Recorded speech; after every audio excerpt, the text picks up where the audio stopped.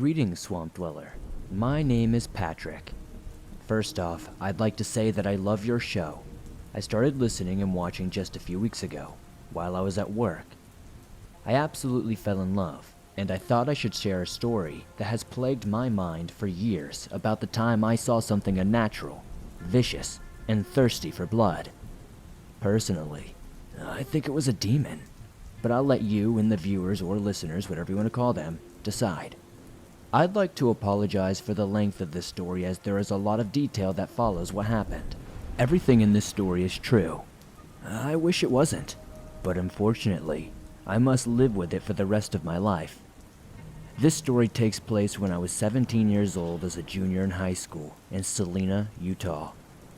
I only had 2 friends in high school because everyone I went to school with thought I was a freak because I have been able to see and communicate with spirits since I was a child. It's a small town, and everybody hears everything.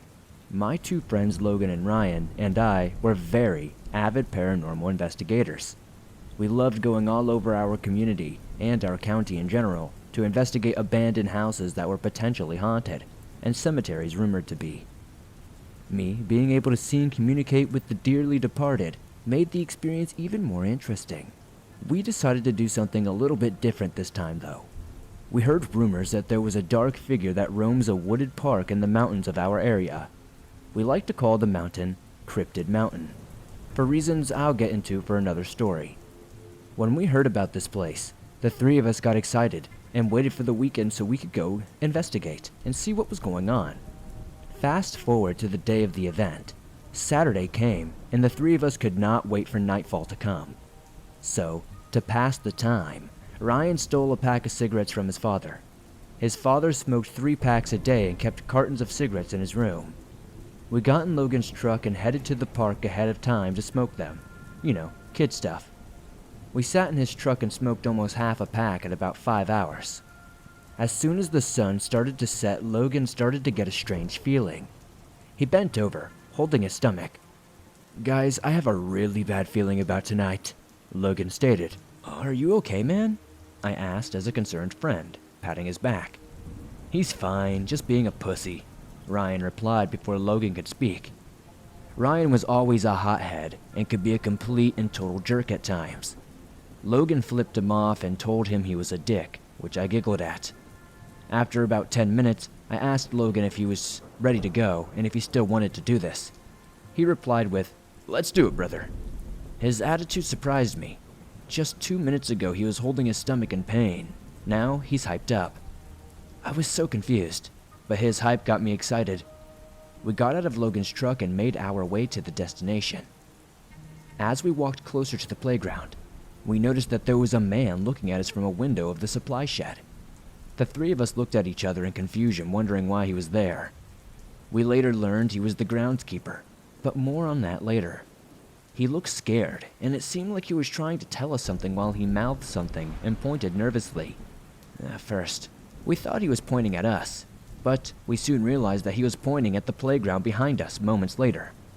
Why doesn't he just open the door and tell us? I thought. So I decided I would go and see what he was trying to say.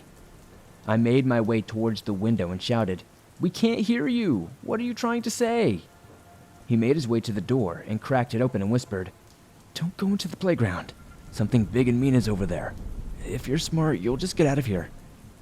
Chills ran down my spine when he said this. He closed the door and backed away from the window into the dark of his shed, not breaking eye contact with the playground. I ran back to my friends and explained to them what the man had said to me. Logan got that feeling again, but Ryan expressed that the groundskeeper was probably just some sort of drug addict or something, and was probably just a big pussy like Logan and I. I told Ryan to shut up jokingly, and we made our way to the playground.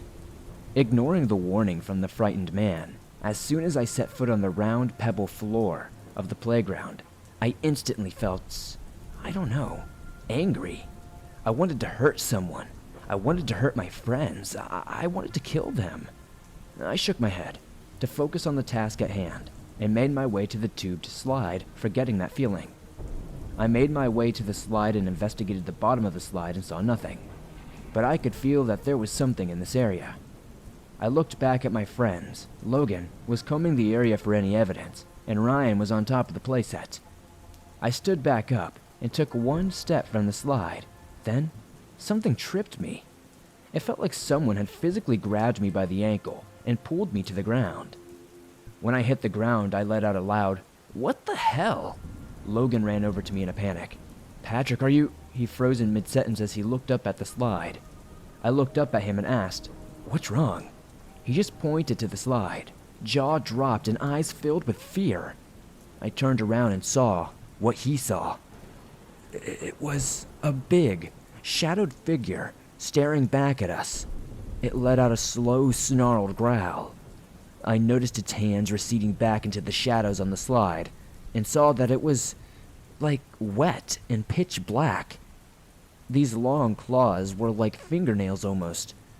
I freaked out and kicked away from the slide, trying to get to my feet. At last, when I got to my feet with Logan's help, I turned to Ryan and shouted for him to get off the playset. Ryan looked at the two of us and saw the fear in our faces. Then he saw something crawling up the slide. He didn't stay to find out what it was. Instead, he jumped from the highest point of the playset to the pebbled floor below. When he landed, Logan and I heard a loud crack from Ryan's foot. Later, we found out that he broke his ankle in 2 places when he hit the ground. Logan and I picked him up and ran back to the truck. The anger feeling I felt earlier was back as soon as I set Ryan in the truck. I grabbed Logan's baseball bat from the bed of the truck and made my way back to the playground. I know now that this was a stupid decision. Logan and Ryan yelled and cried for me to come back, but I didn't listen. I got back to the slide and searched for whatever it was that scared the living daylight out of us. It wasn't in the slide anymore, nor was it even on the playground. I searched for what felt like an hour, but was only a few short seconds. I looked over at the groundskeeper's shed and saw the door was open. I made my way over in a fury, thinking I was going to mess this thing up. When I got to the shed, the rage inside me left. My body was replaced with confusion yet again. The groundskeeper was gone, as if he was never there in the first place. I looked inside, but didn't see anything out of the ordinary. I looked back at my friends in the truck to see them waiting in suspense. I felt as if something was breathing on my neck and froze in place like Logan did earlier. In fear, I slowly turned around to see something that will forever be etched into my mind. When I turned around, a shadowed face with piercing yellow bloodshot eyes stared back at me, snarling at me with this decayed and jagged-looking smile, drooling some nasty yellow liquid. I was in a state of paralysis. I couldn't move at all. Then, this thing let out a roar so ferocious it brought me back to my senses. I dropped the bat and ran back to the truck as fast as my feet could take me. When I got to the truck, I hurried and jumped in and told Logan to get the hell out of there. After I got my breath back and Logan began to drive, I looked at both him and Ryan, and their faces were pale. I asked them what was wrong. This is what Ryan told me. "Dude, when you were running back to the truck, something tall, thin, and black was running behind you, reaching out for you." I was speechless. To this day, I wonder what would have happened if it had caught me. Out of all the craziness and fear, we had Logan take Ryan to the ER. After the hospital visit and Ryan's extremely angry dad, we all went home. The next morning, Logan called me and asked if I went back to the park. I said no. Why? Confused. Because this morning I was getting ready for my early morning run, and when I opened my front door, my bat was sitting on my porch with scratch marks all over it. My heart dropped. I remembered dropping his bat at the park by the shed. I never went back to get it. What Logan said next still haunts me. It had this yellow stuff dripping from it. Later, we found out that the groundskeeper we thought we saw that night died of a massive heart attack in that same shed 10 years prior to our investigation. I know this because we did some digging and we found an article and an obituary. 2 years later, I learned the shed was torn down by the city for safety reasons, and they will not disclose why to the public though. I'd love to read some comments as to what you guys think this was. Thank you for reading my story, Swamp Dweller. When I have the time, I'll share some more tales from Cryptid Mountain.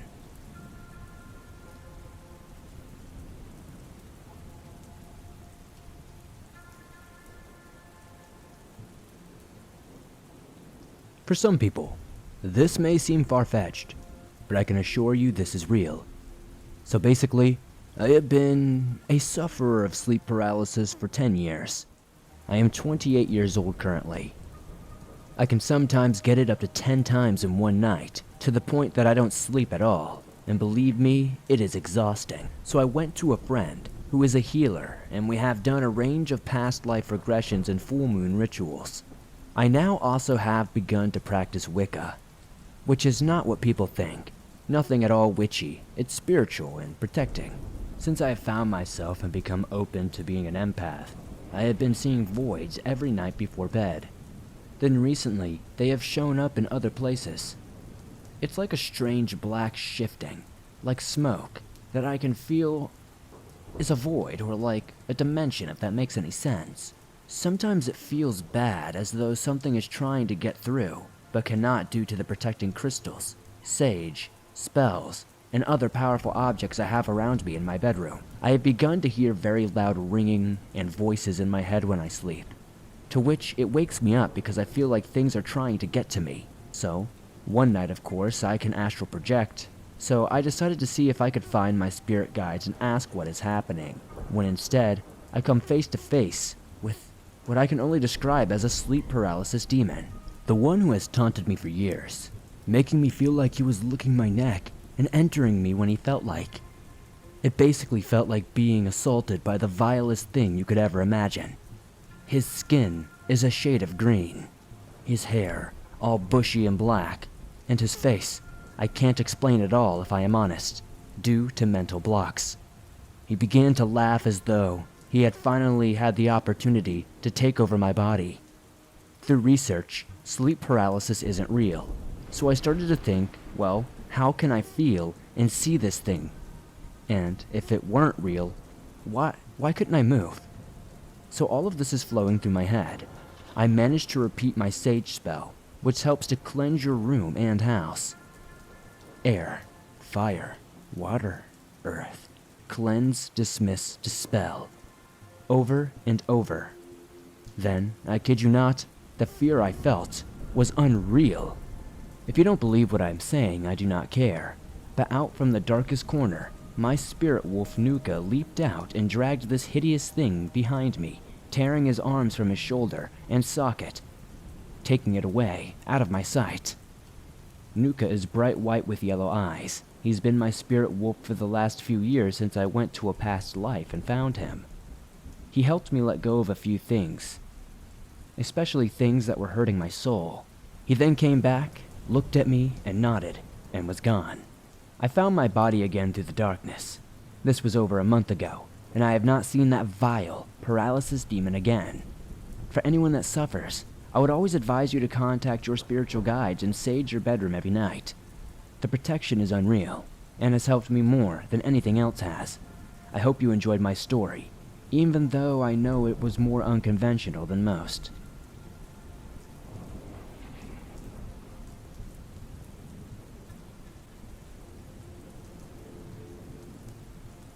I think there is a demon or a ghost following my family.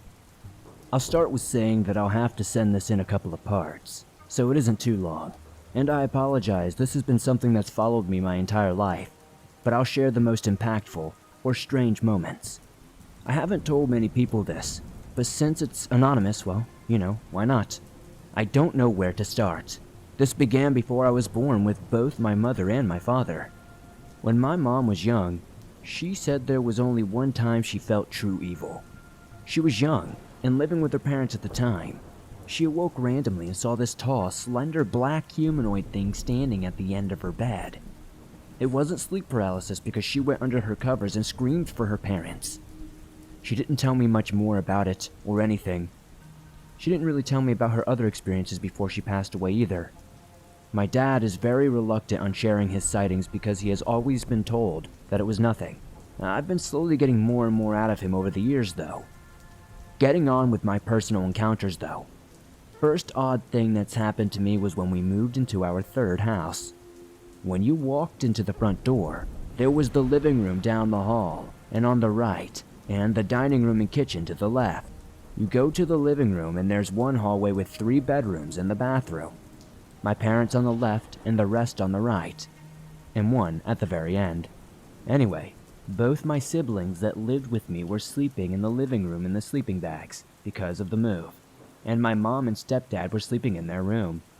When my older sister and I woke up, we ran to the back room, which was the one we were arguing about, to see who gets it, because it's the biggest one. When we opened the door to the closet, on the inside, to the left of the door, there was a crudely drawn face in Sharpie that looked like a half-dog, half-human thing. My sister immediately yelled at me for trying to scare her out of getting that room, because that wasn't there the day prior, and no one else went in the room.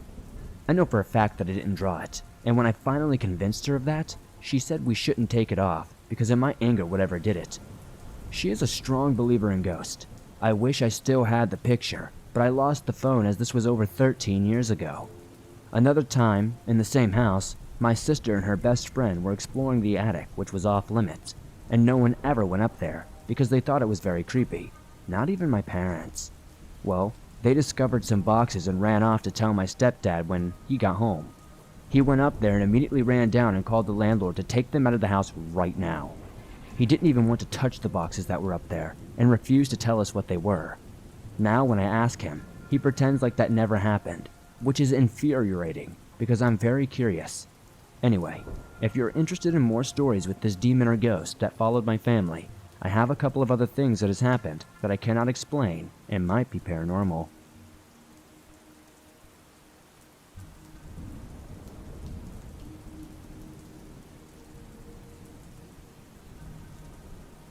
Hello, Swamp Dweller. I'm a long-time listener, and this is my first time sharing a story. I love your channel as it helps me de-stress and distract me from my anxieties. I'm 36 years old, and this happened around the age of 5 or 6 in Wallingford, Connecticut. We live in a large 3-story brick and wooden house constructed sometime in the 1800s, adjacent to a thick set of woods which was the perimeter of our backyard. We used to play in these woods often as kids, riding BMX bikes, playing paintball, just normal kid stuff. As far as critters go, we didn't have anything too serious to worry about, other than the occasional black bear, but normally just deer, fox, woodchucks, and your standard woodland creatures inhabited our property. I was very familiar with the wildlife we shared space with, even at that age. My bedroom happened to be the only one facing the backyard towards the woods, and my bed was parallel to a sliding glass window with no screen. One night I had sat up wide awake to the sound of the window next to my bed being smashed from the outside in. Shards of glass spewed all over the desk under the window, and the floor next to my bed as if a stuntman was just jumping through the window or some sort of SWAT team breaching a door. The next thing I saw will forever be burned in my memory. Now, bear with me. This is going to sound, well, different, but I will describe this as thoroughly as I can. A small, brown and scaly claw-like hand grabs the side of the window and leans a face that I will never forget. The first thing I notice are two bulbous, yellow glowing eyes with pupils locking onto mine, like laser-guided systems. The intense and bulging eye sat upon a sickly thin face, which I can only describe as a goblin. Its wrinkled skin was a grotesque fecal brown, ridden with black porous-like holes. An exaggerated pointed chin hung under a grimace of gnarly, rotten yellow teeth, mangled, looking like a mako shark. This thing bared its teeth with an evil smile, its huge, pointed nose wrinkled and gigantic, flappy ears cringed back so its head looked like an agitated dog. Very slightly, this ugly little, whatever you want to call it, lowered his head while maintaining eye contact, revealing a set of recurved black horns, looking like that of an impala. It was roughly 2 to 3 feet tall, as I saw the entire outline of its being, squatting on my windowsill. This goblin thing, and I, locked eyes. I saw it advance towards me about 1 millimeter, and then, the memory completely cuts off there. The next thing I know, I am being reprimanded by my parents for breaking my window, as there was glass all over my desk and floor. They did not believe me about the goblin. I don't really blame them, I guess, as I was a very young child at the time, but I do know what I saw. I was wide awake and this was not a dream. I've investigated this as much as I possibly could and found some possibilities as to what it could have been. There are two cryptids that have similar appearances, the duende and something called brownies. Problem is, duendes are normally in South America, and brownies are in Europe. I was in Connecticut. Duendes are a little smaller than what I saw, and brownies are said to wear clothes. As this goblin thing was naked, I do plan on getting hypnotic regression to revisit this memory, as well as my out-of-body experience, and maybe something else. But this one hit me the hardest. Was it a goblin? Or could it have been some sort of demon or something? Aside from the goblin-like features, the darn thing looked like the devil. It's a lot to get into, but I suspect that this might be the case, and I might have had an attachment to this thing. I think it possibly feeds off my negativity. I honestly wonder if it somehow jumped into me. If you want a visual representation of what this thing kind of looked like, search for the band Necrogoblicon. The singer wears a mask that looks very close to what I saw, only it was brown and with recurved black horns. Thanks again for allowing me to share this experience. I don't know of anyone else who has ever seen a goblin or some sort of demon, but I do feel at home sharing it in the swamp.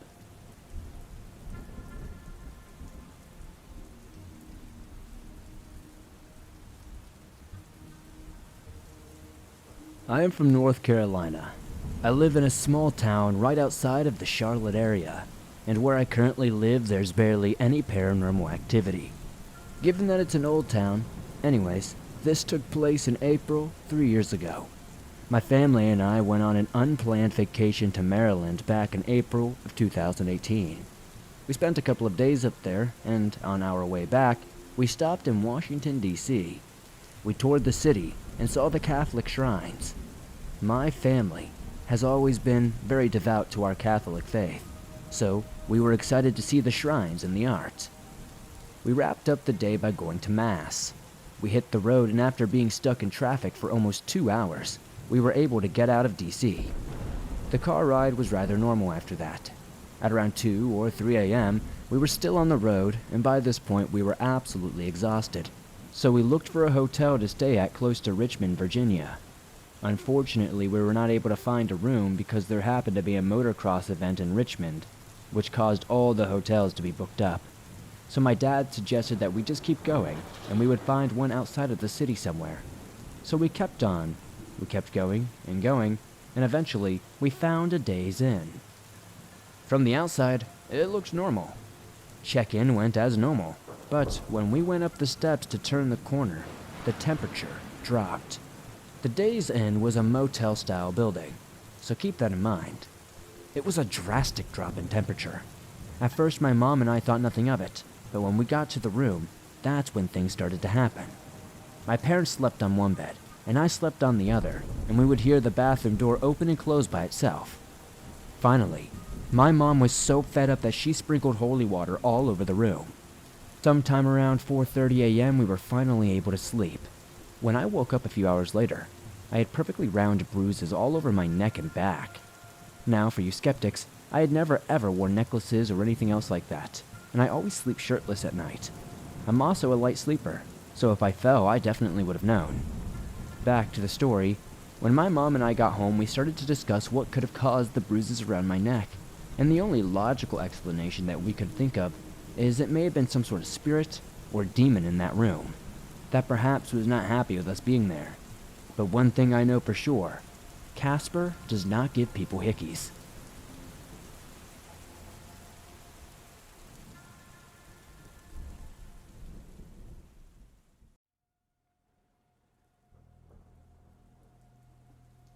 I've always wanted to share this story. I've heard many paranormal stories, and there's always a little voice of doubt in terms of the storyteller's authenticity. But while these events didn't happen to me, they did happen to someone I was very close with, and contain a few elements of corroboration. It's important for me to get a feeling for honesty when listening to a story that defies scientific belief.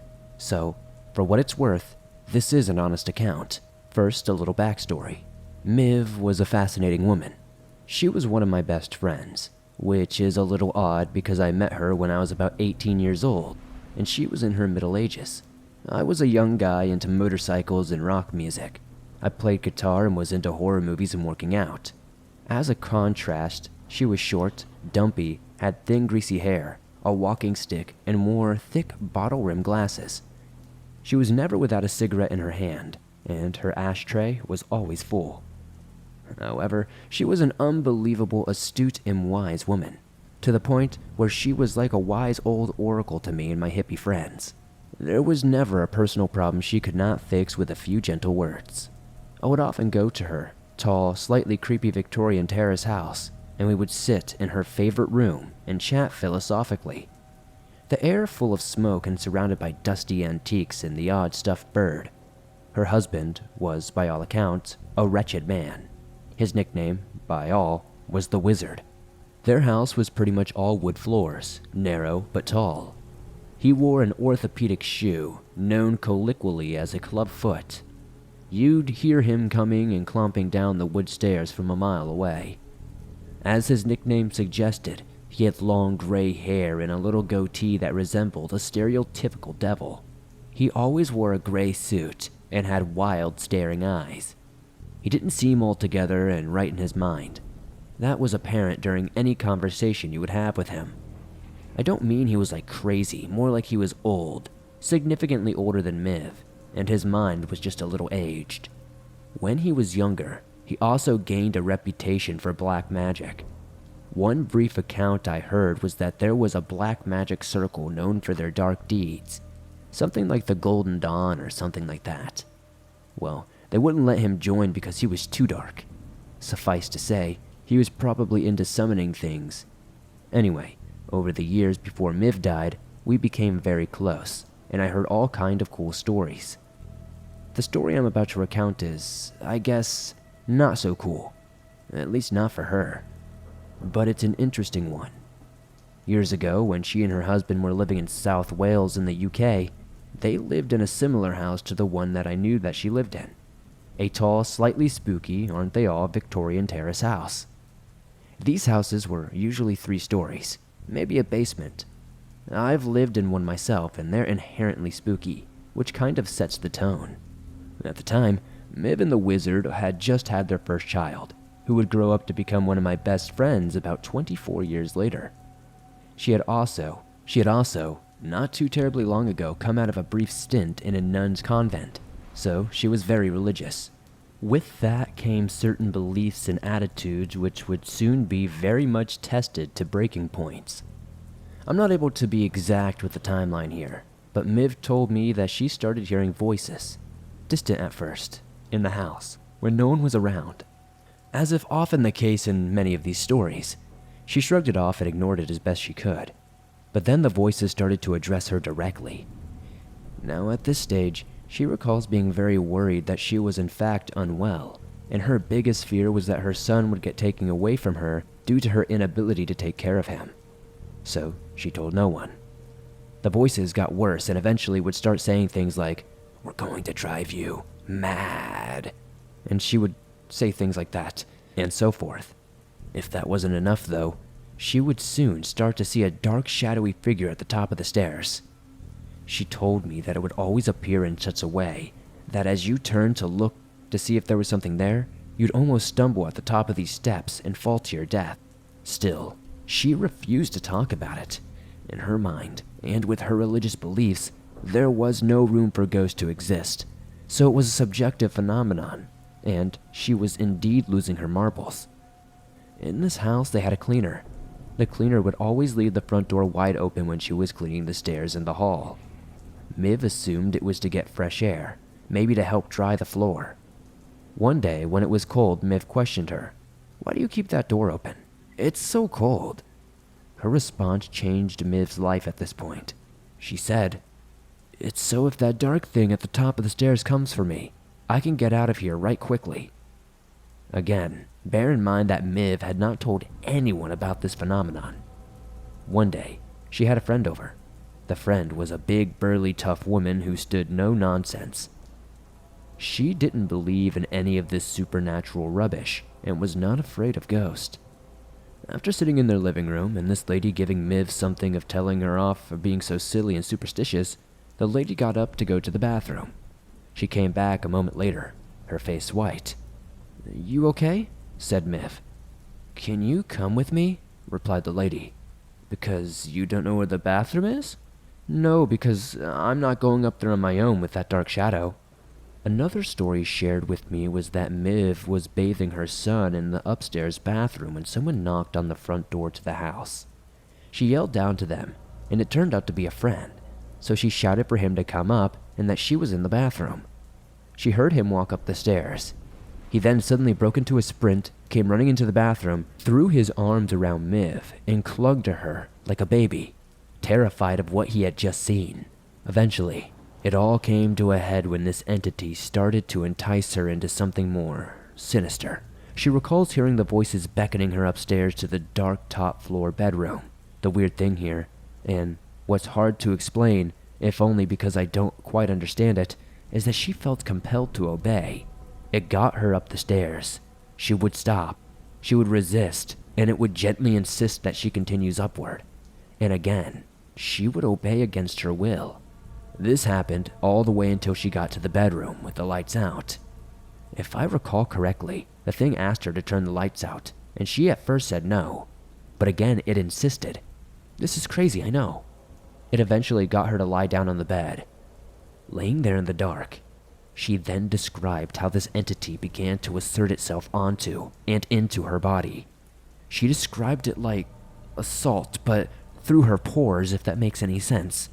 She began an internal struggle at this stage, and in that struggle was able to draw some willpower to call out the name of Jesus or something like that. I forgot whether she said a small prayer, but some form of religious statement, and the thing went away instantly. I'm sure there are many other anecdotes. The other friends in our circle know of these stories too and have probably heard their own tales. So I may be missing a few key pieces. All I know is that they shortly moved out of that house. Now, one thing that does stand out as interesting, after discussing the story with a mutual friend who knew Miv for years before I met her, he told me that she'd also said this to him, but around that time that they left the house for good, she saw the wizard kneeling and burying something, and it was thought that he was doing something. Whatever he was doing, though, resembled a closing ceremony for when someone summons a demon. I know some of this won't make any sense, and I don't really expect it to. Why would you stay married to someone that evil, though? I asked myself that question.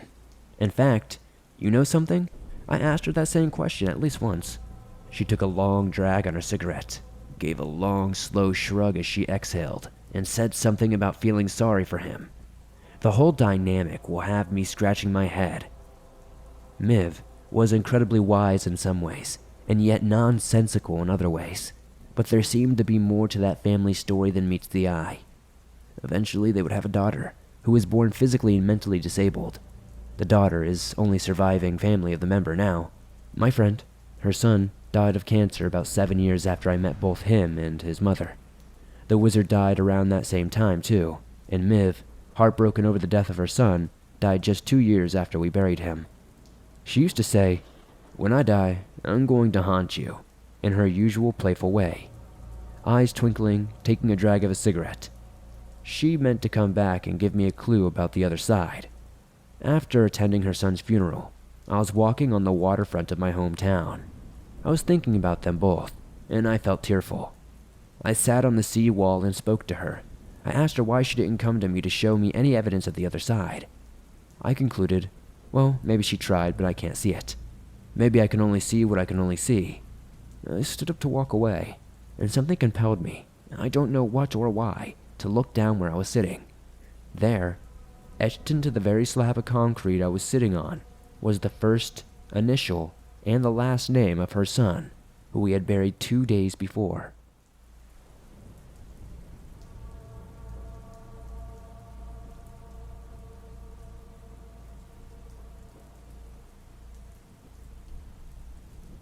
Hey Swamp Dweller, my name is Michael B., and I live in the oldest village in Saskatchewan, before it was Saskatchewan, or before Canada was even a country.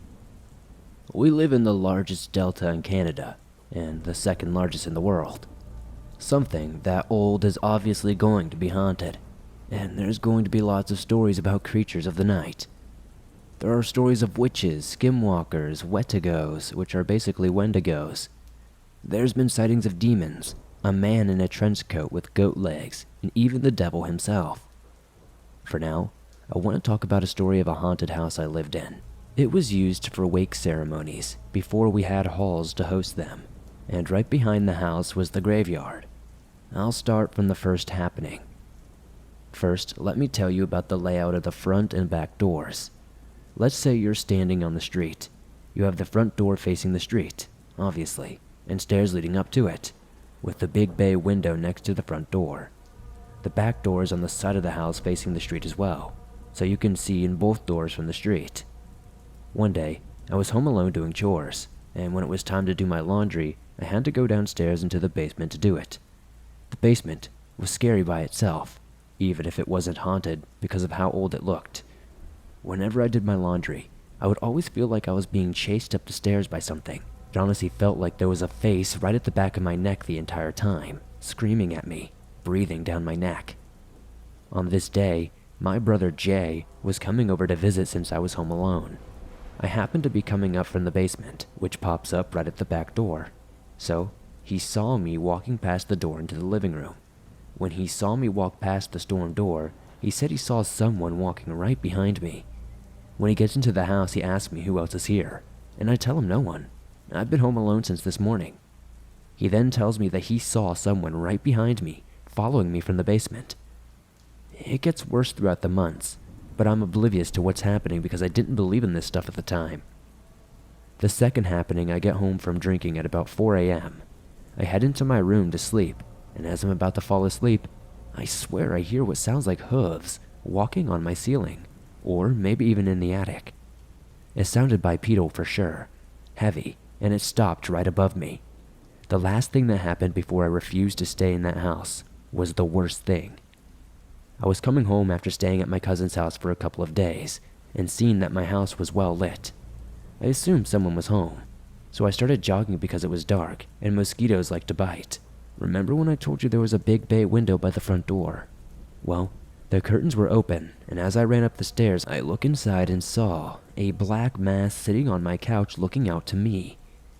I didn't think anything of it. I thought someone was home. There was a split second from when I see that thing on the couch to when I walked in the house. I walk in and there was no one there whatsoever. I was absolutely creeped out. I started calling out to my mom and walked around the entire house. Nothing. No one was home. I stood in my living room for a second, and that's when it hit me. Who the hell was on my couch? That's when I hear someone walking up the stairs and dread washed over me. I got the hell out of that house and moved out a month later due to unrelated things. Hello, swamp folk. Are you familiar with our longtime sponsor, HelloFresh? Well, if not, HelloFresh is something amazing. With HelloFresh, you get fresh, pre-measured ingredients and seasonal recipes delivered right to your doorstep. Skip trips to the grocery store and count on HelloFresh to make home cooking easy, fun, and affordable. That's why it's America's #1 meal kit. Here in the swamp, I've been using HelloFresh for almost 2 years now, and I absolutely love it. Fall can be hectic. With the holidays and everything else that's happening, HelloFresh's recipes save time that you would otherwise spend on meal prepping, grocery shopping, and shopping, so you can focus on getting back into a new routine and spending quality time with the family. HelloFresh offers 50 menu and market items to choose from every single week, including vegetarian, calorie smart, and gourmet options, providing plenty of variety for every single person. Fall is for family time. Recipes like meatloaf a la mom and one pot broccoli mac and cheese make weeknights go off without a hitch. I love HelloFresh like I said. I've been using it for a long time. HelloFresh has helped me save 30% on my groceries over the years. What are you waiting for? You can be saving money too. So go to HelloFresh.com/swamped14 and use code SWAMPED14 for up to 14 free meals, including free shipping. Again, go to HelloFresh.com/swamped14, use code SWAMPED14 for up to 14 free meals, including free shipping. Find out why me and thousands of others in the swamp are using America's #1 meal kit. These events happened during my second year at university. It was September. The school year was about to start and I had moved into a high-rise apartment with 3 other girls, Brittany, Morgan, and Natalie. It didn't take long for some sketchy things to start happening. After 2 weeks of living in the apartment, Morgan asked me if I was rolling a ball around at night. I told her it wasn't me, and that she must have been hearing things. We dropped the subject. but that night I started hearing knocking in the vent above my bed. The vent hung below the ceiling, and the opening was perfectly in line where my head would be when I was sleeping. The knocking sound was annoying, and it would only happen at odd hours of the night. I always thought it was probably the sound from the air conditioning turning on, but the knocking sounded strange, almost human and rhythmic, like someone trying to get my attention. Still, I didn't think too much of it and didn't think anything was going on. It was just an odd noise that I could live with, so I told myself. About a week later, I woke up to hear what sounded like a marble rolling on the tile floor above me. It was a distinct sound, and I finally believed Morgan. But I knew there had to be a logical explanation. There were college boys living in the apartment above us, and I figured they were probably messing around. By November, Natalie, Morgan, and I had been hearing the noises every night, but Brittany claimed she had never heard them. One day, we were making small talk with the building manager, and I mentioned the noises. She said the people who lived in our apartment before heard rolling and knocking sounds as well. She claimed she had electricians come in to fix noises, but I guess it never worked. At this point, we all thought it was funny. We didn't believe in ghosts. Well, I didn't until that night. As we were walking into our apartment, my back was to the living room, and Morgan and Natalie were facing me, so they had a full view of the living room. I jokingly said to them, "Well, it looks like the apartment is haunted." Natalie looked at me, laughed, and said, "Ghosts aren't real." As soon as the last word came out of her mouth, I heard the most gut-wrenching, deafening noise I had ever heard up until that point. Crashing, shattering, and scratching noises erupted from behind me. My heart raced and I saw true terror on Natalie and Morgan's face. Their high-pitched screams pierced my ears and, on instinct, I ran. I didn't even look back one time. I just screamed and ran straight out of the apartment with Natalie and Morgan close behind. We didn't stop until we were one floor away from the lobby, and at that point, we were in tears. It may have been an overreaction, but I thought a maniac had broken into our apartment. Natalie explained that after she had spoken, everything in our apartment crashed onto the floor. She didn't see anyone. All she saw was all of our stuff just flying off. The shelves, the counters. After a while, we calmed down and went back upstairs. Inside of our apartment, all of our pictures, appliances, lights, and decorations were on the ground. Our light fixtures were unscrewed and were hanging by the wires. Some of the cabinet drawers had been left open, and our Christmas lights were twisted around the sofa. We really did try to rationalize what had happened, but we just could not figure it out. We lived in Canada, so there was no earthquake, tremor, or tornado. Brittany had been in the apartment the entire time. When we knocked on the door, she answered and said she had never heard anything happen. I found that very hard to believe. Throughout the year, odd occurrences kept happening. The noises continued. Our lights would turn on and off. Doors would open and close, and sometimes at night we would hear someone mumbling in the hallway. My tolerance level for annoying things got low as exam season approached, so I stopped caring about what was happening. The next year, Natalie, Morgan, and I moved into a different apartment within the same building. We didn't experience anything weird after moving out. I can't help but think that Brittany was to blame for some of this. It's hard to explain, but she was a dark person. I wouldn't put it past her to have messed with us for fun. To this day, I still can't decide if it was something paranormal, Brittany messing with us, or just an odd coincidence. Regardless, it was one of the weirdest and scariest experiences of my life. I just hope I never live in a haunted apartment or haunted house ever again.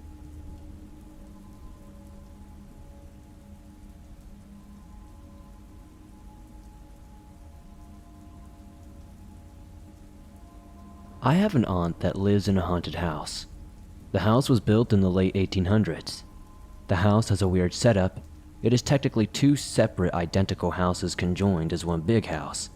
According to my mom, the house was owned by two women that were twins, with each twin living on their own side and each side connecting through a staircase in the attic. Legend has it that the twins had an uncle that did bad things to them, that ended in one of the twins getting pregnant and having a baby. The other twin smothered the baby, ending in both twins committing suicide. Weirdly, almost every family member that has ever had the misfortune of sleeping over at that house has left with a story to tell. To my own dismay, I have, on 2 different occasions, experienced something here. The summer after I graduated 8th grade, my older cousin was getting married out of state. Not all of our family from our state could go, so just me and my aunt went. We had a very early flight to catch, so she figured it would be better if I spent the night at her house. I asked if I could sleep in her room. When she asked why, I was direct and told her because the house was haunted. As usual, she shrugged it off and angrily disputed that there were no ghosts. She said, "If it will make you feel a little bit better, you can stay in my room." As night drew near, I went to the bathroom, to the medicine cabinet, and took sleep medicine, in hopes it would make me fall asleep before my aunt. Sure enough, it didn't. My aunt dozed off and I lay wide awake and scared, occasionally switching my eyes from looking at the TV to glance at the hallway through the open door. A couple of hours passed and nothing happened. I started to let my guard down and relax just a little bit.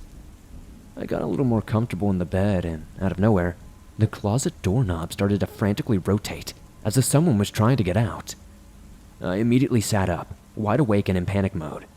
The remaining hours of the night I stayed awake in fear, watching the closet door, not sure who or what was trying to open it, but to this day, I'm happy it never did.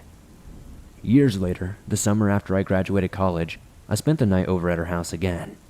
Like the previous time, we were traveling out of town the next day, and my aunt figured it would be better if I spent the night at her house, so we could catch an early flight the next morning. I unhappily obliged. As we retired for the night, I headed to the room where I would be sleeping. It was the room down the hall from my aunt's. I closed the door, put on my PJs, and sat down on the recliner in front of the TV. I had already mentally prepared myself and had expected to stay awake the entire night. The beginning of the night, I browsed the web on my phone to pass some time. A couple of hours passed and nothing was happening. So, as soon as the clock approached 3 a.m., I began to hear what sounded like heeled shoes walking. Whatever it was walked up the stairs, down the hall, and stopped right outside the room I was in. I immediately jumped up, went to the heavy day bed in the room and pushed it in front of the door to prevent whatever it was from opening the door. The walking continued, again and again. It would start from the base of the stairs and go up the stairs and down the hall, each time stopping right outside the door of the room I was in. Despite barricading the door closed, I was still scared. To lighten up the tense atmosphere, I turned on a channel that had some stand-up comedy and tried to watch that, but I was still terrified. The walking persisted for about an hour. Eventually it stopped, but I kept the door barricaded, remained awake, and waited until the morning to open the door. I have not been back to sleep over at my aunt's house, and I likely never will.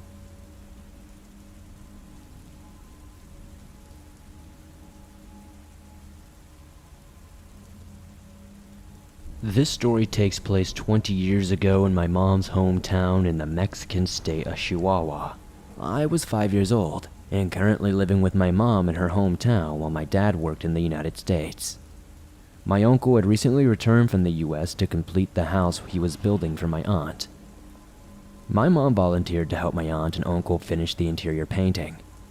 On most days, my mom would bring me along to the house. I would sit on my aunt's bed while my aunt and my mom would paint. My mom had told me of a day when my mom and aunt were painting while my uncle had left to go get some more paint and rollers. Suddenly, they hear the front door slam open, and heavy footsteps make their way to the living room.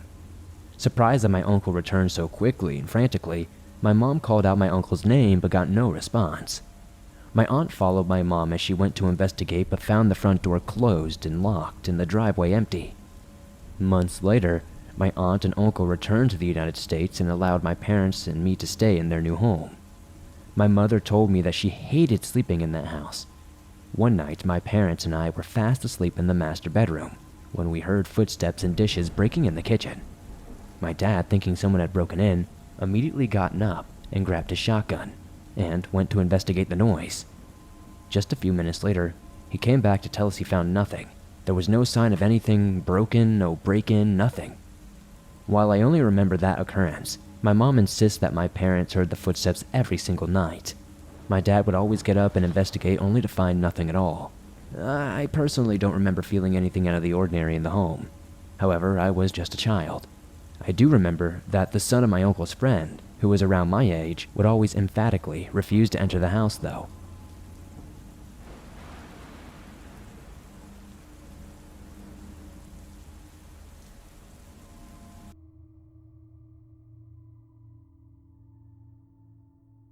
Dear Swamp Dweller, I've been listening to your stories for a while. I finally got the courage to share my own. Mind you, the story at the beginning will be a bit hazy, as it happened to me when I was 5. But as my story goes on, because it continued until I was 22, it will become much clearer. When I was growing up, I lived in a small town in Ohio. To protect my family and friends, their names will be changed. Now, I have an older sister who I will call Lucy. We live in a small trailer outside of a small town, literally in the middle of nowhere. It would take us 20 minutes to get to any major stores. One night, my sister Lucy was inviting her friend, who I will call Jessie, over to spend the night and have a sleepover. At the time, me and my sister had shared a room. Jessie was one of my sister's odd friends. She was gothic and into creepy stuff. Not to say there's anything wrong with that, but I was just kind of off-put by it at the time. So she had brought over a Ouija board. Me being 5 years old, not understanding the significance of it, I thought it was just some kind of board game. Well, later that night, I want to say sometime around midnight, my sister Lucy and her friend Jessie pulled out the Ouija board and told me to go to bed, after putting a ring of salt around my bed and around them, saying it would protect us. Well, being a little kid, I wanted to see what the big kids were doing. They turned off all the lights and lit a couple of candles. Both sat cross-legged on the floor with their hands on the indicator. Now, I'm not really sure what it's called. Then, they started asking questions. Within a few minutes, they started receiving answers. Both did the normal reaction, which was, "Did you move it?" And they kept blaming each other. After a few minutes, they realized that neither one of them were doing it, and there was an outside force moving it. At one point, whatever was doing it asked them to both lay on the floor. I remember this very clearly. Maybe about 5 to 10 seconds after they laid on the floor, I saw a red orb and white orb enter the room. I was so confused, I had no idea what was going on. Then, as I watched from my bed, I saw the red orb enter my sister, and the white orb enter Jessie. For a few moments, nothing happened. Neither one of them moved. Then it was like all hell broke loose. Dark shadow figures swarmed over me in my bed. I started to scream. My mother heard all the commotion, and when she came in, I was being lifted off the bed by my hair. My sister and her friend were stuck to the floor and could not move. My mother started chanting something. I couldn't for the life of me tell you what it was that she said, but whatever it was, it worked. I felt my bed and my sister and her friend both sat at the same time. My mother looked at them and then looked at me. She saw the Ouija board on the floor and asked my sister and her friend what they had done. When neither one of them would answer, she asked me. I told her what I saw and what had happened. My mother was angry at my sister and her friend. She took the Ouija board away and went outside to burn it. As I would later learn, that is not the thing to do. For 10 years after that, nothing happened. My parents had bought a double-wide trailer and put in a basement foundation to make it look like a real home. When building all of this, we had a lot of problems. The biggest problem that I could remember when we were doing the basement foundation, in the back wall of the foundation, it fell in. We chalked it up to nothing but natural occurrences, but it kept happening, and it was a pain in the butt to get it to stay up. I don't even remember what they ended up doing to make sure it didn't happen again. The year I turned 15, my mother had gone to an antique store and bought an antique mirror. She hung it above a 55-gallon aquarium. One day, me, my sister, and my mother were sitting in the dining room. We were all talking about mundane things about our lives. All of a sudden, we heard something running through the house, and then a child's laughter, and then my bedroom door slam. Me and my mother and my sister both looked at each other in shock and horror. We had no idea what had just happened. Things continued to get worse from there. There was one morning during the summer I had woken up late from staying up all night. My mother had been working a 70-hour work week and had the day off, so she was sleeping in too. When I walked out into the kitchen, I screamed because all the cabinet doors were open and all the dishes were stacked on the counters. It was insane, because there was like canned vegetables on top of them, balanced in ways that were just not natural. This was stacked in a way that would be extremely odd for any human being to do. When my mother heard the scream, she came out of her bedroom and saw what had happened. She had started to put the pieces together, so she did her best to seek help. She talked to my father about it. My father was a skeptic and he had never really, witnessed any of these events, so I don't really think he believed in any such thing. This ends up in an argument between the two of them. Eventually, my mother just waited until he was away for work to go to a Wicca priestess to ask for help. The priestess gave her things to bless the house with. She sent me away to one of my friends and called my sister over, who had moved out a while back, for some help. I do not know the events that occurred that night. I do not know what really went down, but for at least a year things were okay after that. Until one night, I was in the living room. The way our living room was set up was that we had one large couch, which was set up against the window, next to an end table. On the other end was another end table and a love seat, so it was shaped like an L, with the coffee table in the middle. Next to the other end table, at the end of the large couch, was the TV stand. We also had a fireplace in the living room, which was across from the large couch directly opposite. It was a weekend, and I was working on a project for school. My parents were out grocery shopping, so I sat at the coffee table on the floor, working on my project while watching TV with my back to the fireplace. Suddenly, I got the strange feeling like something was watching me. I started looking around, and then I looked at the fireplace. I noticed movement in the fireplace. As I kept on looking at the fireplace intently, I noticed a face. Whatever this thing was had scraggly hair with cat-like eyes that were green and the most demonic smile I could ever imagine. It had what looked like alligator teeth. I was so entranced by it, I kept on staring at it, and then I decided to draw it. It moved its head back and forth, and finally, it said something to me. It said, "I've been with you for many years, and I will never leave. Even when you think I'm gone, I'll still be there." At this point, being scared out of my mind, I ran to grab my house phone and called my mother and told her she needed to get home now. When her and my father got home, they asked me what I was doing in their bedroom. They could see me from the window while they were driving up the driveway. I told them I hadn't even left the living room. I was too scared to move. My parents did not believe me because my mother got upset and told me I shouldn't be telling stories. 2 weeks after this event was when things really got bad.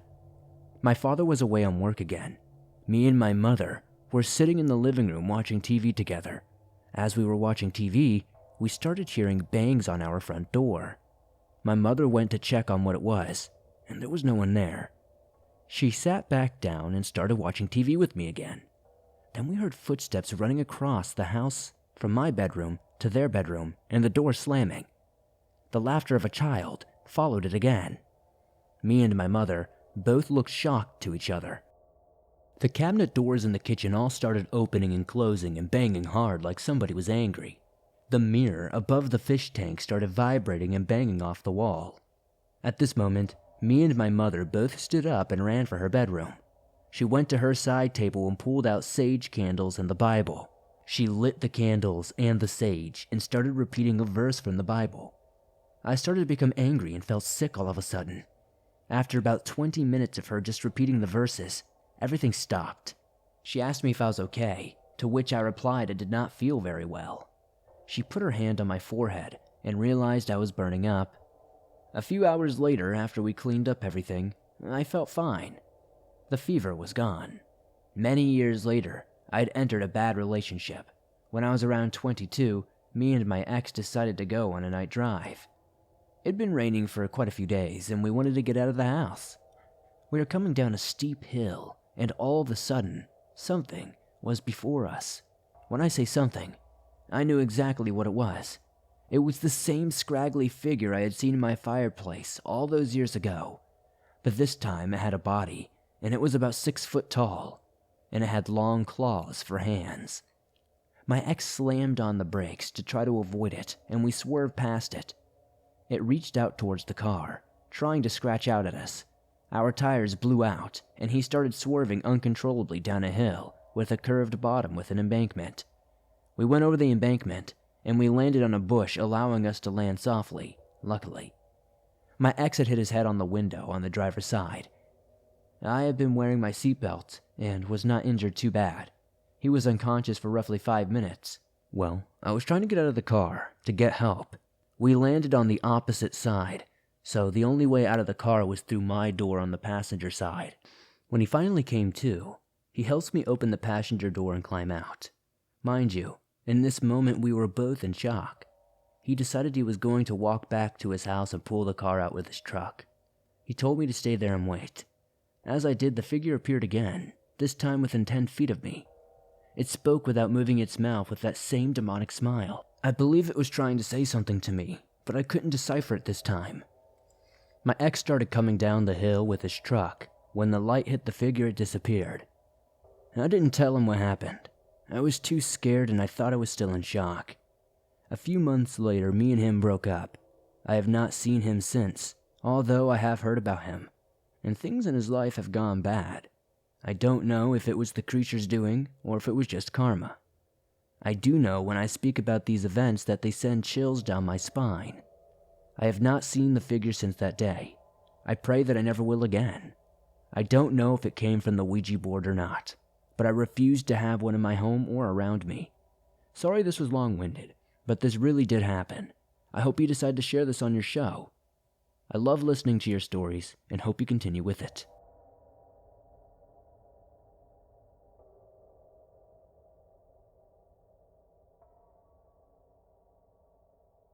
So this happened a long time ago, but I just came across this channel and I thought maybe you would enjoy this story.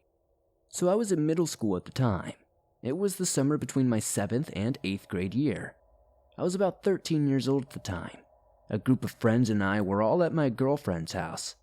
She lived in a small duplex. We were young and somewhat obsessed, but also very skeptical of spooky stuff. One of us out of the blue suggested, "Hey, let's make a Ouija board and try to talk to spirits."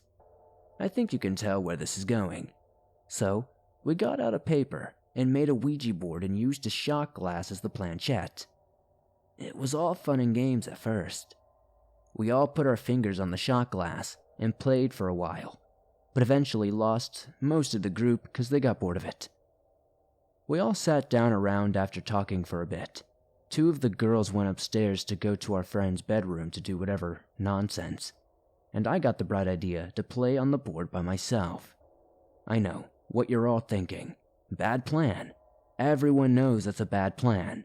But hey, I was 13 and I didn't really believe in any of it. Anyways, I did the thing, and right as I'm about to say goodbye, my 2 friends run back down to the room that we are all sitting in. One of them lifts their shirt to reveal scratches on their ribs as if someone had dug their nails in and just scratched them up real bad. She looked down at me and screamed at me to say goodbye. I did, of course, and nothing happened after that. Everything was fine, and we all just had a good time. But to this day, I don't know if something paranormal was going on or if it was a weird coincidence. Either way, the girl that got scratched has still brought it up to me every time that I've seen them.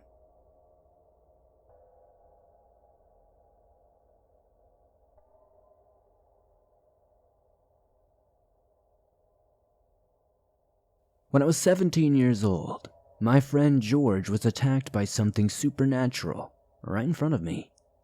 My friends and I have been very intrigued by Ouija boards towards the end of high school. We spent several nights over a few months, cramming together and hovering over a planchette. We had a variety of experiences using the Ouija board, most of which you could describe as mildly supernatural or just plain old coincidence. One of the places we would frequent was the garage in George's family home. Like most garages, it was dark, damp, and cluttered.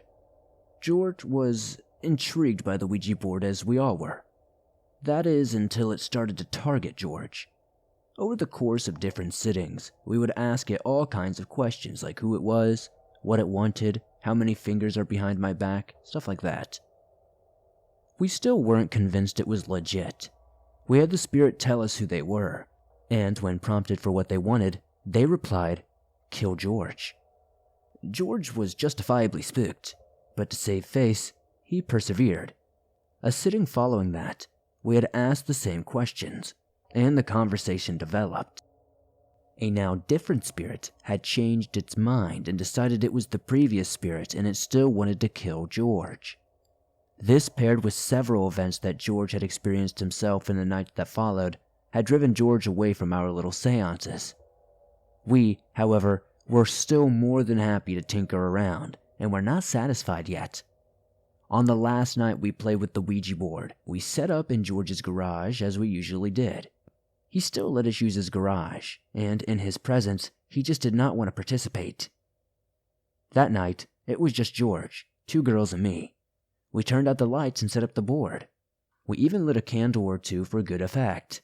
George and 1 girl sat across from the other girl and myself. We were all in coats because it was winter and the garage was poorly insulated. The 3 of us, with our hands on the planchette, had barely even begun when George's coat arm caught on fire. I remember watching him fling his arm around as he tried to smother the flame. I immediately jumped up and turned on the lights. It didn't take long for George to put out the flame. We quickly piled out of the garage into his basement, and after a few moments of panic and confusion, we divert our attention towards George. He took his coat off and swore his arm was fine. There wasn't a single mark on his skin. Then we diverted our attention to the newly charred coat arm. The burn was about the radius of a fist, and it burned deeply through the layers, just shy of the inner layer of cloth. The most startling part was, undeniably, the shape of a goat's hoof. We hid the coat for several days. Once we gained the courage, George and I pulled it back out to debunk our little experience. Unfortunately, it was not what we thought it would be. After all, there were open flames in the room, and we had a cigarette in his hand. We applied a cigarette directly to the opposite coat arm, several times. We took a lighter to it in an attempt to simulate the same kind of flame. No matter what we tried, we could not come close to recreating the hoof-like burn. Over time, I thought that maybe George had decided to stage the whole thing to deter us from the Ouija board. He certainly had motive. That was 10 years ago. George and I are still great friends. Occasionally, I get confident that I can get him to fess up and I press him on the subject. It's been 10 years, and he still has the same response, that he loved that coat, and he was just as surprised and terrified as we were. Personally, I don't believe he staged it. I believe that we experienced something authentic, and my perspective on life has never been the same since.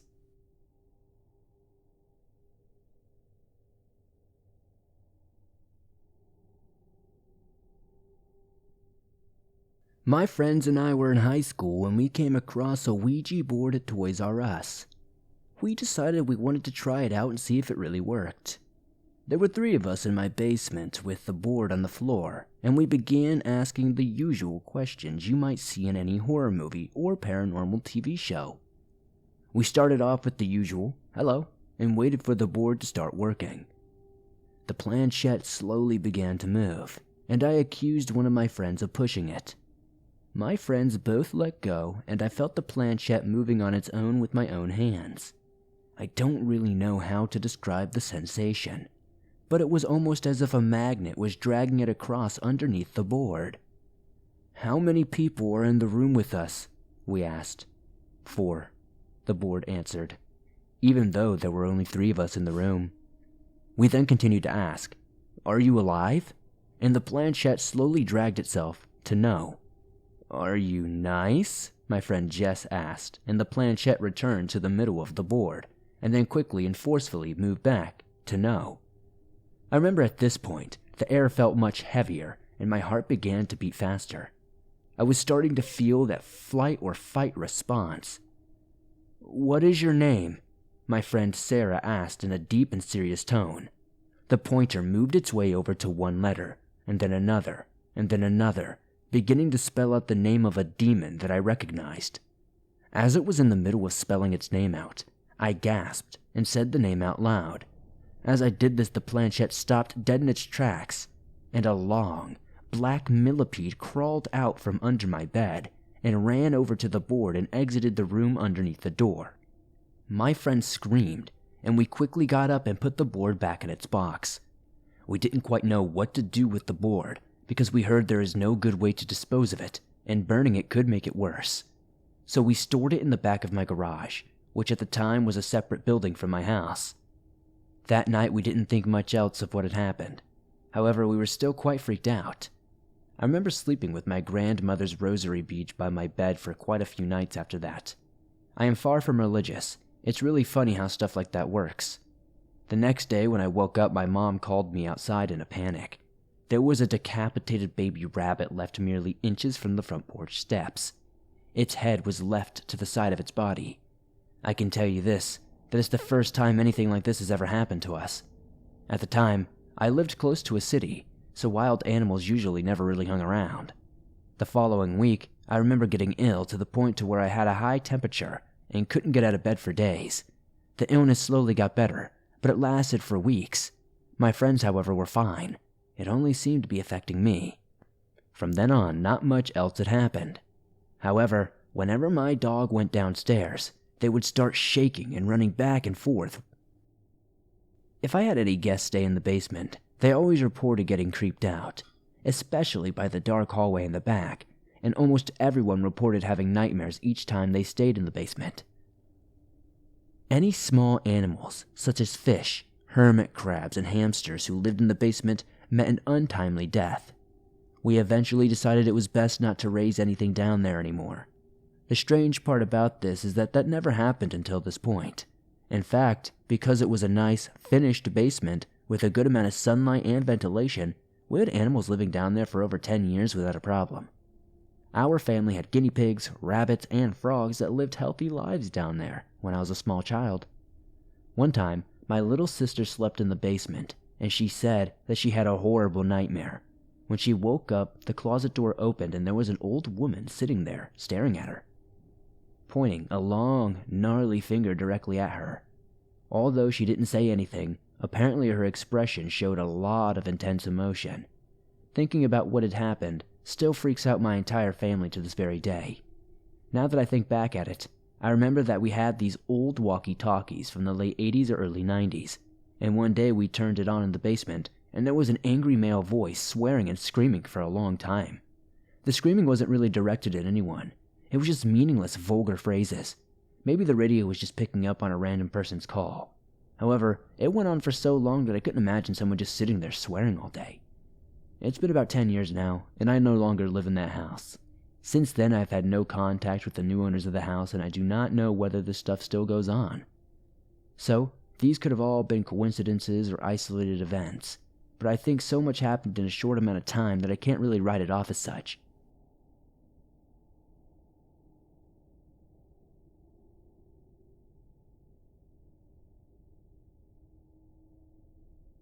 My girlfriend, now wife, started college back in 2001. She dormed with her sister for a year. Her two best friends also ended up going to the same college, so we would hang out a lot after her classes were over. Me, having been kicked out of school for terrible grades, would spend all my free time up there when I was not working. Her dorm building had a commons area on the second floor and third floor, and each area had various board games. Her floor just so happened to have a Ouija board as well. We, showing all the grace and intelligence of 18 and 19-year-olds, decided to break it out and use it. I was actually excited as I had never used one before, but my girlfriend apparently had. Now before the fun part, it's worth pointing out that this was a Catholic college, and her dorm building was also serving as a Catholic high school. Nuns still live on site, and there is also a small cemetery next to the dorm where a few nuns were laid to rest. I don't know, and I don't really remember, who started asking questions, but we eventually got a response from someone claiming to be a nun. I'm not sure if this was actually a nun or not. Maybe it was a demon. I can't remember this sister's name to save my life, so forgive me as it's been almost 20 years. We started asking her questions. Who she was, how she passed. The pointer started swinging back and forth after that question, which really freaked us out. And if she was mad about something. Well, it turns out that she was mad that I was there. We asked why she was mad, and she spelled out my first name. This really freaked out my girlfriend. We then asked if she wanted me to leave, and she replied with yes. My girlfriend hugged me in almost a tearful way, and we ended the session. And soon after, I left the campus. Now, there are various ways one could take essentially being chased out by a ghost from a college dorm. I myself find the best possible solution is to drive back to your hometown, about 45 minutes from me at the time, go to the local ice cream hotspot, Magic Fountain in Elizabeth, and then order and devour a banana split all by yourself. Maybe this story is more about how I got ice cream instead of the Ouija board, but I still won't touch one ever since.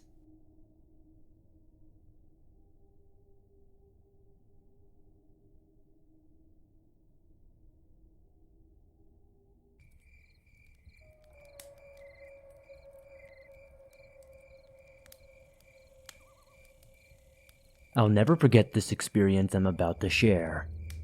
It was the night of August 14th, 2021. I was fishing at the local river with my friend in a suburb of Minneapolis and St. Paul, Minnesota. We loved coming to this public park to fish because it was quiet, and there was a nice sandbar to fish.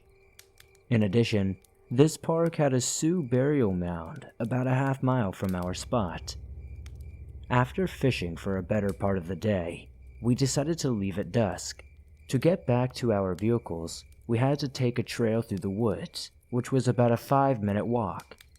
I put up a clip-on light on the bill of my hat so that we could see the path.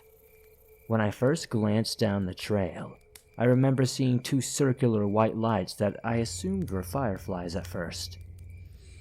Once we got further down the trail, we were close to the area where I had seen the quote-unquote fireflies. Then, I saw a pair of eyes that were either highly reflective from my light or glowing white. It wasn't long before I could make out a body. Its body was substantial. It was on 4 legs, more significant than a wolf but unnaturally skinny. I couldn't make out any facial features at first because its eyes were bright and I wanted to warn my friend, but all I could manage to say was, There's something there." We had no choice but to proceed because this was the only way back to our vehicles. This thing just stared us down, but didn't make a sound. The closer I got, the more I noticed it looked like a deer. My friend noticed it and tried to yell at it and try to scare it away, but it didn't react at all. I yelled at it as well after they did, and it responded by mimicking my voice. I honestly questioned myself and thought I imagined things, so I yelled at it again, and it responded at the same volume, same pitch, precisely in my voice. So, at this point, we realized this was not an animal. We continued the path in silence, but I maintained eye contact with the creature. I felt like this thing was ready to attack us at any given moment, but it just stood there, staring at us. Eventually we were out of the woods, and I could no longer see the glow of its eyes. We made it to our vehicles, and felt a sense of relief. I asked my friend, "Did you hear it talk back to me?" She said that she did, and it sounded just like my voice when it responded to us. If she hadn't heard the voice, I would have assumed I imagined it. We went over what happened, and our stories were the same, except for what we thought was the shadow of the creature. I thought I saw some sort of deer. They thought they saw some sort of wolf. After our experience, I had a friend who took us to see a shaman. The shaman believed it was an evil spirit and cleansed us. The experience still shook me up for a long time. My friend was pretty shook up for a few weeks as well. I tried to hire a spiritual advisor online, but when I described the incident and asked for spiritual cleansing of my own, it just said that there was none available at this time. At the advice of one of my friends, I burned some tobacco and said a prayer that the entity would hopefully leave me alone. From what I know, skinwalkers are part of Navajo culture, and I'm not sure that's what this was, but it does check more of the boxes than any other supernatural being or cryptid. I don't know much about not deer, but it is like what I witnessed as well. I'm not entirely sure whether it's a not deer or something else. Either way, I was absolutely terrified.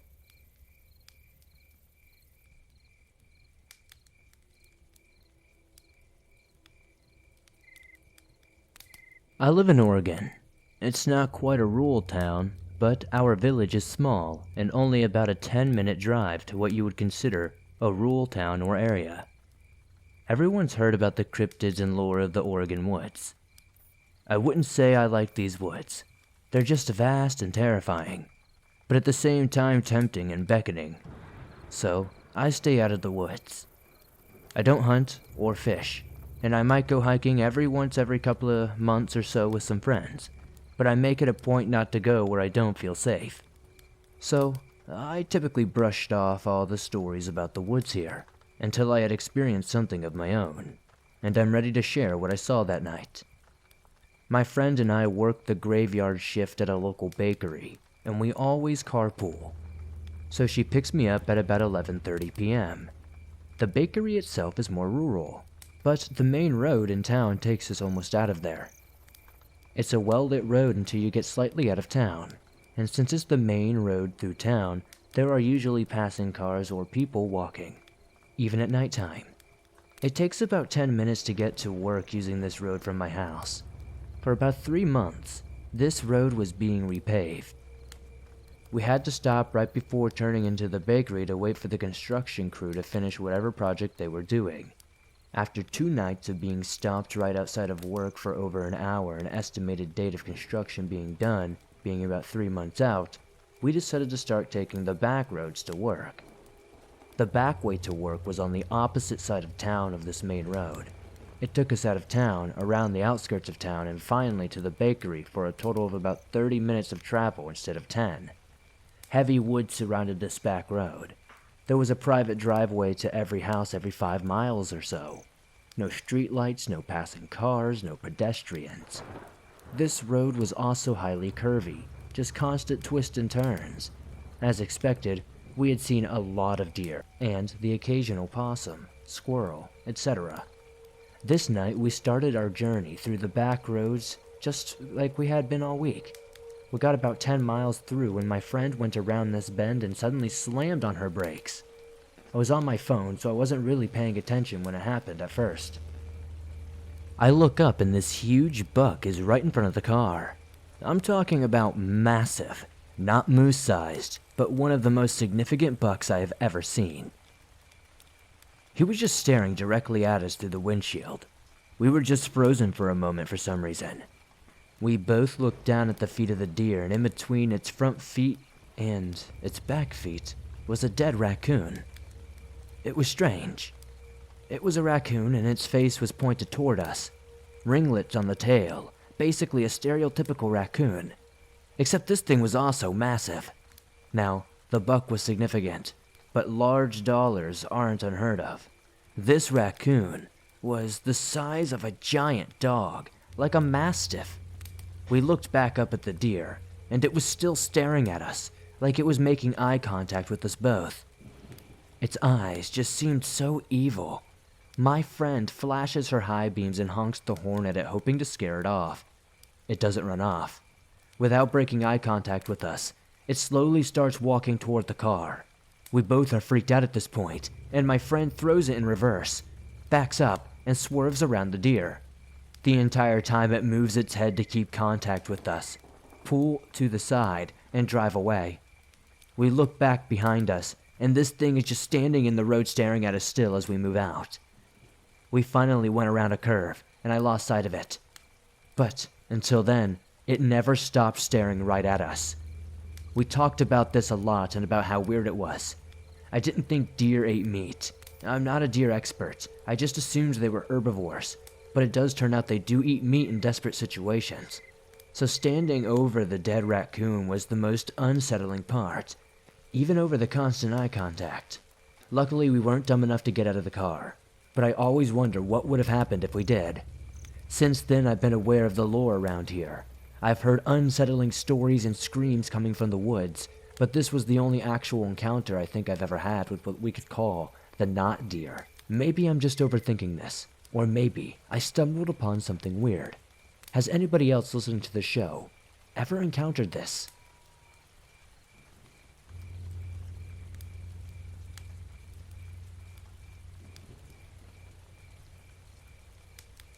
Now to start everything off, I live in northern Quebec. and I've lived there for about 17 years now. My grandfather used to take me hunting out in the woods when I was 10. He told me one of his stories when I was younger about what I believe could be a knot deer that was possibly hunting in the woods. He had told me that livestock had been mysteriously going missing. The animals had been eaten or just taken, is what his thoughts were. But his thoughts were canceled out when he saw this giant deer one day. This deer, he said, was the biggest deer he had ever seen in his entire life. It could have easily weighed 400 pounds or more. So as he picked up his gun when he saw the deer, he dialed in his sight for the range at least 200 yards out. When he dialed in his sights, he aimed and took the shot. He said he shot the deer at least twice with an A308 Lapua, but the deer never stood a chance, but somehow he said the deer still stood tall. So my grandfather, after a couple of seconds of thinking, I remember this very vaguely, but he picked me up and ran as fast as he could. Once we got back to the cabin, he was out of breath, going downstairs into the basement, picking up every single gun he owns and loading it and cocking it. It was just me and my grandfather and my father, and also I believe my brother-in-law at the time. We all held up our guns high except for me with my tiny little .22 caliber, thinking I would do some damage. We anxiously waited for this beast, whatever it was, to follow us into the cabin. But after 45 minutes of waiting, nothing happened. Later that day around 7 p.m., we decided to pack our stuff up and get the hell out of Dodge. But once we got back into the city, we were all very shaken up, and it was a very, very quiet ride home. I'm 32 now, but I remember this very vividly. I remember my grandfather and my father telling me the story again when I was 15, saying that Grandpa went out to the exact same woods and never came back. We have never heard or seen from my grandfather again. The last thing we know is he was going out deer hunting, and that's where we saw that giant deer creature. Now I know what some of you are thinking. You guys just saw a deer and your grandfather maybe overreacted. And maybe that's the case. But to be fair, it was incredibly weird. All of the noises in the forest when this thing were around were completely mute. Not a single sound was to be heard. It's entirely indicative of how these not deer, wendigo, skinwalker encounters go. My dog Charlie has gone missing for 2 weeks now, and he always, and I mean always, comes back when we whistle and call his name. There have been no dogs looking like Charlie at the pound, and we haven't found any carcasses or bodies anywhere. I personally think this thing got my dog as well. I don't know. There's something in the Quebec woods, and I'm scared that it's hunting my family.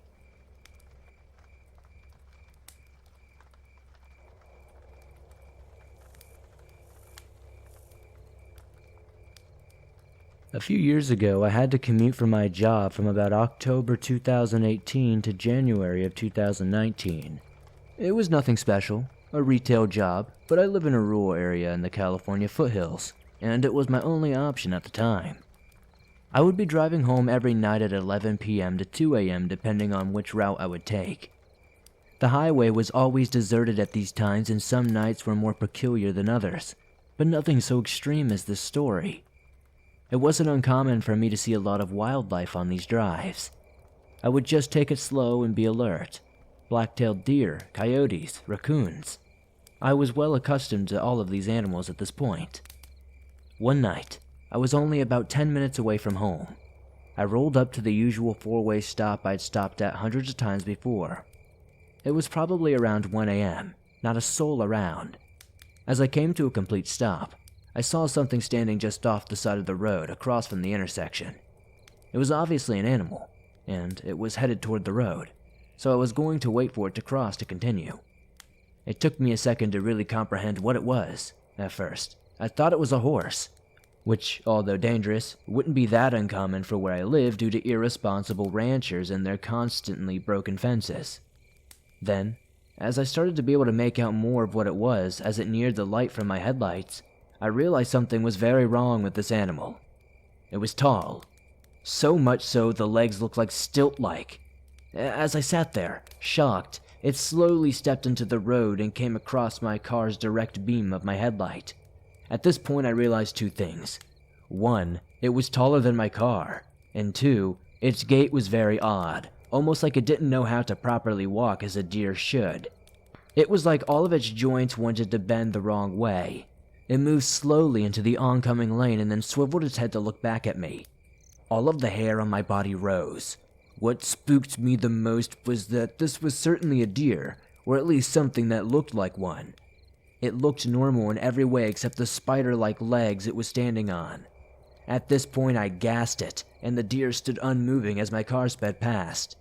I investigated my rearview mirror and caught a glimpse of it, crossing the oncoming lane back into the shoulder of the highway, illuminated red by my brake lights. When I got home, I ran to my car, got back to my house, and locked myself in, still understandably freaked out. I never saw it again, and since now I'm sending in my story to the show, I was hoping that others may have seen this weird off deer in the area.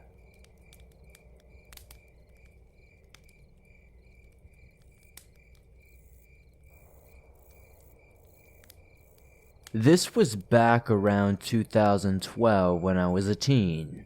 Around this time, I'd spend the summer in the Lake Conroe area, in this middle-class subdivision near the resort, backing up to the lake.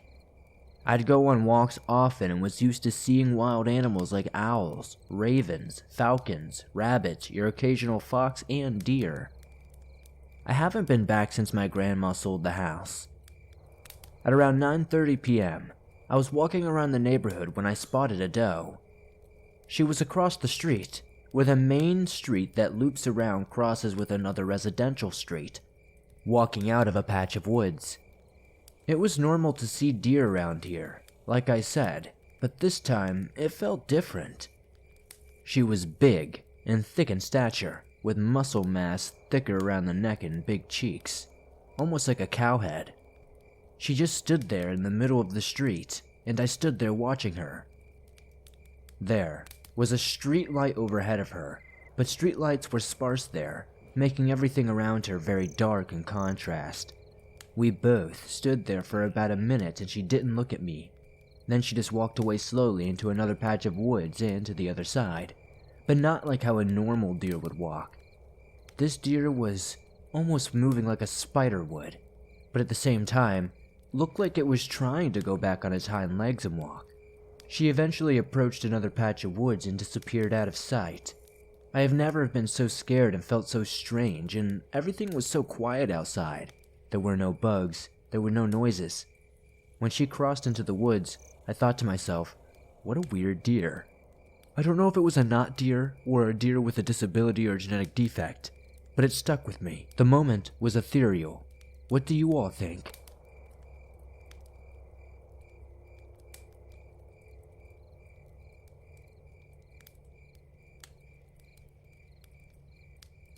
I have a close, trusted friend whose family is Native American and Canadian descent. I think they said it was Chi. I can't really remember, and it's too late to ask. His grandparents are full-blooded Native American and have passed down stories of skinwalkers and not deer. Not deer are deer that are just not quite right. Like you'll notice the pupil is square, or maybe they'll be a little too tall or a little too humanoid. My friend is not scared of anything other than these legends. He shares frequent experiences of not deer and skinwalker throughout his life, but here is the most recent one he has told me. He calls me and our group of friends from out of his grandma's house in the middle of nowhere, in Midwest USA. He sounds extremely panicked, saying he tried to call us multiple times, but it wouldn't go through until now. I was driving down a dirt road by my grandmother's house, and I saw a deer in the road, right? I thought it was dead, but it wasn't. It was staring at me. Not in the deer in the headlights way either. It was just like, looking at me like it didn't care, like it expected me to be there. Did you check on it? Maybe it was hurt. No, I didn't. I don't mess with stuff like that. I just went around it. But here's the spooky part. I'm going to cry, man. I'm so scared. It'll be okay, dude. Just tell us what happened. We'll stay on the phone with you. There were more of them. Probably like 30 of them, all laying down like they were dead, farther down the road, but they were all alive. I didn't see any gunshot marks or anything, or any other reason that they'd be doing this. They didn't move or react to my car, even honking. Some popped their heads up and just looked at me, but they didn't move. I don't know, guys. I don't like this. and I couldn't get a signal. It was so dark. At this point, none of us really had any explanations and still don't. We were just pretty freaked out as well and thought it was really weird and stayed on the phone with him until he got back to the city we all lived in. He didn't end up continuing down the path. He pulled around and went in another direction. But I'm not entirely sure what to make of this experience.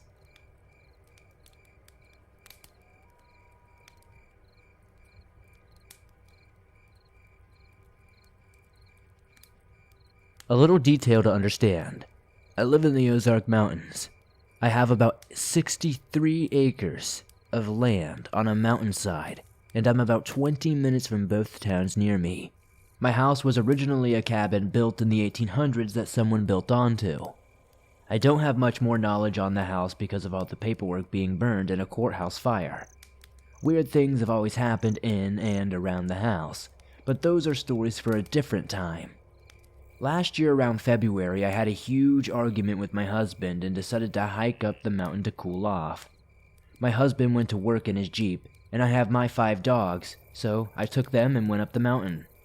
Normally, my dogs run around through the trees, but they always keep me in their sight. This time, they stuck very close to me. I noted it and just assumed it was because they knew how upset I was. We made it to the clearing, and it just seemed so still up there. I felt a little uneasy, but ignored it and climbed up to our deer stand. I sat there for about 20 minutes, taking some pictures.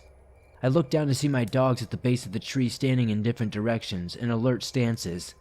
The feeling of dread washed over me. I scrambled down the deer stand and walked across the clearing with dogs in tow. I did not want to run because we do have predators in the area. Suddenly, I hear what sounds like loud whistling. I stopped in my tracks. My dogs are now on high alert and are all staring behind me to the left. My husband's voice came from that direction. He was screaming my name like something was wrong. I cannot describe the fear that came over me.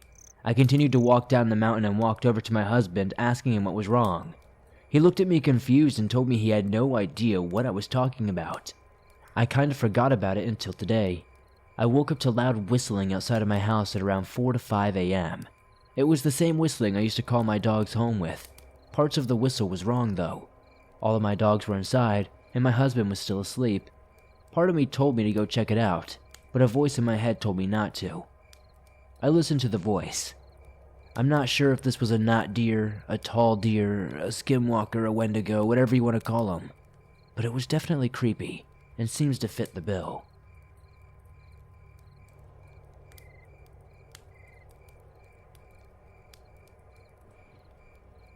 A few months back, I was staying the night at one of my friend's house. He lives on the far edge of town in Utah. He still had neighbors around, but there was a lot of forest around it, and it was next to a canyon. I don't know if the scenery helps to the story, but I will try to list every detail of my encounter. I was staying the night and my girlfriend also came over to hang out for a while. We hang out and everything is fine and fun and great. 1 a.m. rolls around and I had to work at 6 a.m. in another town about 30 minutes away. So I said, hey, maybe you should leave so I can get some sleep before work. And at this time, my friend was going to sleep as well, and it was just me and her. As we were walking to her car, I started feeling uneasy, like I could hear something. We get to the driver's side of her car, and I give her a hug goodbye. As I'm hugging my girlfriend, I look behind her and I'm struck with shock and fear as I see a creature maybe 8 to 9 feet tall, resembling a very skinny deer. It was standing next to a cherry tree on the side of my friend's driveway. It was bipedal and very skinny. The moon was out so I could see the creature clearly, but not so much color and detail. The legs were bent backward like deer legs or like the back of a moose leg. It slouched a lot, and I still couldn't see its face, but it was in the leaves of the cherry tree, which meant it must be 11 to 12 feet tall. I remember not being able to talk too much except for saying goodbye to my girlfriend. I don't know why, but I couldn't tell her to look behind her. Before I let go of her, I saw the creature move. It took off running toward the tree line. What absolutely baffled my mind was the speed of the creature. It looked impossible, as if it was blurry when it started running. I remember it looked right at me through the leaves even though I couldn't see its face, just the piercing eyes. It was the most disturbing thing I've ever seen. What was the worst thing about the experience was the emotions attached to seeing what I saw. I felt like my confidence and emotions were attacked. I have never felt the feeling of fear like this before, and I've been charged by full-grown bears. After my girlfriend got into her car, I stood in that very spot from where I hugged her until she left the driveway. I don't know if it was out of fear or making sure she left safely. I don't know what to do, so I slowly walked over to my car and got in. I called my friend multiple times and he was asleep and didn't answer. I looked out my window after several minutes and I looked to the left and saw my friend's cat Avery. I tried to think logically. If my friend's cat, which was probably something with better sense than I was out here, I'm probably overthinking things and it probably was safe. So I got out and stood next to Avery. Next thing I know, it sounds like there's a Clydesdale horse running through deep growth in the forest. Avery started running for the door, and I sprinted faster than Avery could and got inside. For the next 3 hours I sobbed and cried like I did when my dog died when I was 12.